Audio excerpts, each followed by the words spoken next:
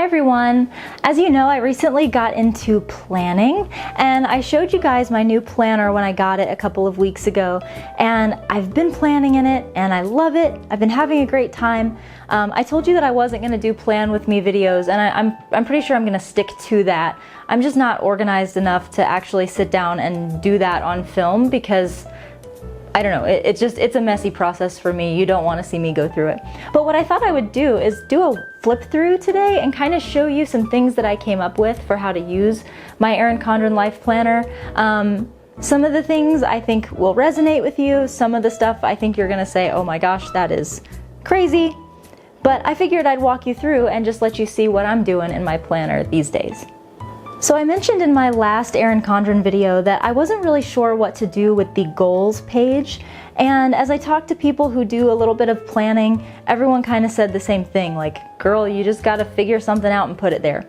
So what I decided to do is I've been working through this kind of what is a Proverbs 31 woman study, and I decided that I wanted to write down some of the top traits that a Proverbs 31 woman has. The Bible talks about how a Proverbs 31 woman is kind of a strong and successful woman who's good with her husband and good with her children and just leads a very blessed life. So I thought I could use some more blessings and I'd like to please the Lord a little more. So I'm going to write down some things that I pulled out of Proverbs 31 that I think as a Christian woman and as a wife and as a mother I should be working on for myself, and write down scripture that kind of goes along with that idea. So each week I'm kind of praying through each of these 12 things. There are things like giving to the needy, laughing at times to come, meaning not having anxiety about the future, having respectful and pure conduct, having a gentle and quiet spirit.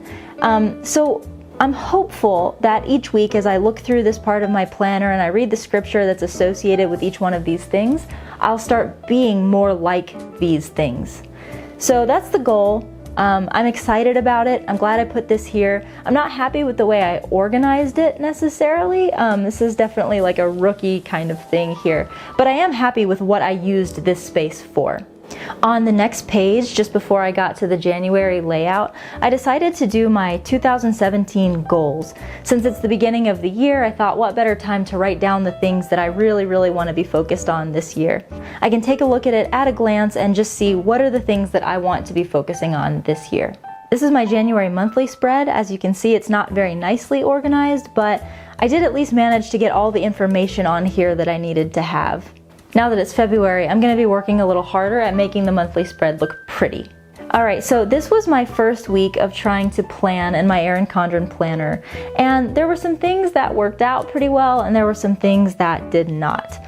So as you can see, I pretty much went with just stickers that I had in a little book that I got from Michael's, and I wrote down to-do lists and things on those little stickers. And it worked out okay. I'm not horribly sad about the way that it turned out, but there were a couple problems that I had. One was I was using pins that were bleeding through onto the other page, so that was a problem. I didn't really have an idea for what things I needed to be writing down in my planner and what things I did not. So for example, I used this huge sticker box to write down what my scripture reading was for the day. And I obviously did not need all of that space. And by doing that, I left myself with not much space to work with down beneath that.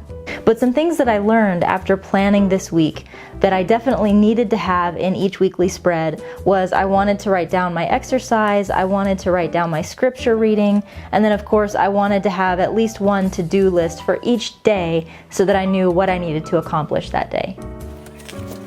The second week I tried something a little different. I decided to use this thoughtful thought box to reference which of these Proverbs 31 things at the front I was praying through that week. So I was working on week number 1, so I put that here to remind me. I still used those big boxes for writing down my scripture reading, but I decided to use some washi across the top and write down sort of what I thought was the takeaway from each reading that I did that day. I decided to start putting my workouts down beneath that, which was okay, but you see how it kind of got lost on each page. It was a little difficult to really see what it was that I needed to be doing that day. I put down here stickers for a pull list, which is basically things that I needed to pull and ship that had come through as orders from the Sensible Mama, but I ended up not really using that the way I thought I would. I would just print out an invoice instead, so I decided the next week not to use that. So in week 3, I got a little bit more organized, and I got some new stickers in the mail that I had ordered from Etsy, and that really helped me get better organized in week 3. So you can see this time I changed things up. I got rid of those big boxes for my scripture reading. Instead, I put across the top these little stickers that have a fork and spoon, a barbell, and the hydrate reminders. And I had just gotten a Fitbit that week, so I decided the way I was going to use these stickers was I was going to put the calories that I burned over here by food, the number of steps I took that day by the workout thing, and then I was going to mark down the water that I drank throughout that day. And that was okay. I kind of realized that the Fitbit app is going to keep track of all these things, so that probably wasn't necessary.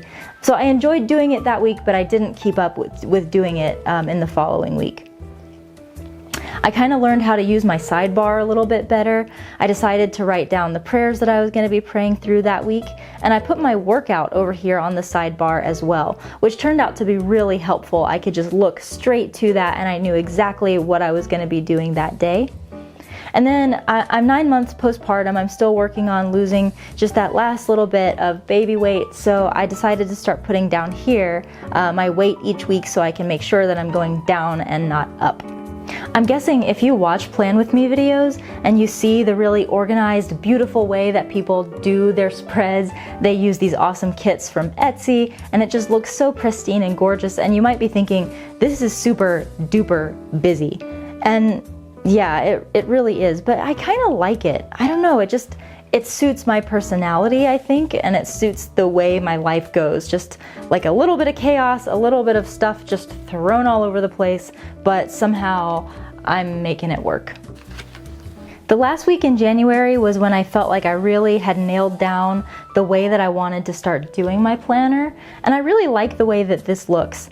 Again, I went with my sidebar, doing my scripture over here on the side now once these stickers arrived, planning my workout on the side, showing my weight for that week. I put a habit tracker because I have a really bad problem with not going to bed on time. So I wanted to track that I would be going to bed every night by 10:30. So I put that habit tracker there. I got these great stickers from Etsy that are for water tracking and workout tracking. So that's what I decided to do with the top bar here. I put a strip of washi across the very top, and then I put my number of steps at the very top, along with a little half box that included whether I worked out and how much water I drank that day. And I really liked that. It was just a really cool way for me to track my water and to make sure that I worked out. Again, I don't know why I used the steps. I've done away with that now since it's in my Fitbit app, but I did kind of like the way that it looked up top. Last week we had some family travel, so I had used some stickers to mark down what my flight information was. I had a packing list of things that I wanted to remember, and the last half of the week I had a lot of white space just because I knew I was going to be out of town. There wasn't going to be much that I was going to be able to do. So I decided to just mark that off and leave it blank. And if you look at kind of my style, you could see that it was a little hard for me to leave all of this white space. But now as I look at it, I kind of like it. So maybe I'll try having a little bit more white space in the future. So having learned everything that I did learn from my 4 weeks of planning in January, I've now moved into February, and I haven't done much with my monthly spread yet just because I don't know everything that's going to be going on. I've already bled through on this page, which I'm really sad about. But I'm already liking the setup of this a little bit better than the January monthly spread because it's just, I have a plan now. So now I'm in February. I kind of think that I finally have my process nailed down a little bit. I'm sticking with these workout and hydration tabs all the way throughout the week. I'm using big boxes with little window boxes for writing down the things that I need to do each day. And I've used washi to kind of separate my day a little bit.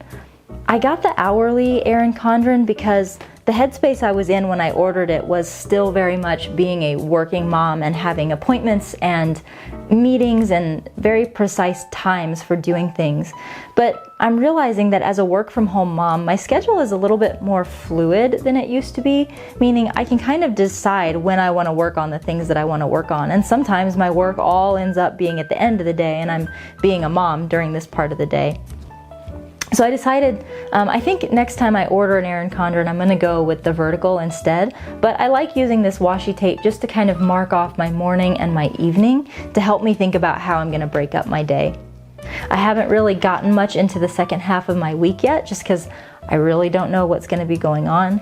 But I'm happy with how this is going so far, and I'm excited that I'm kind of getting my bearings about planning and figuring out the way that I want to do my planner. Somebody commented on my first Erin Condren video, and she said to me, don't compare your planner with anybody else's planner. Just do what you love, do it the way you like it, and don't worry about what other people think. And I was really glad to get that advice because I think I had found myself trying to make my planner look just like everyone else's, and I just have a kind of unique style. Although this may be super busy for other people, it works for me and I like it. So I was really grateful to that person who gave me that bit of advice because I needed to hear it. So anyway guys, that is my planner. I'd love to hear what you think. If you have any tips or things you notice that could be better to make me more efficient, I would love to hear them. Also, I just got an Erin Condren notebook that I'm going to be organizing pretty soon. If you'd like to see a video on what I'm doing with that, let me know in the comments down below. And as always, thanks for watching and I'll see you next time. Bye bye.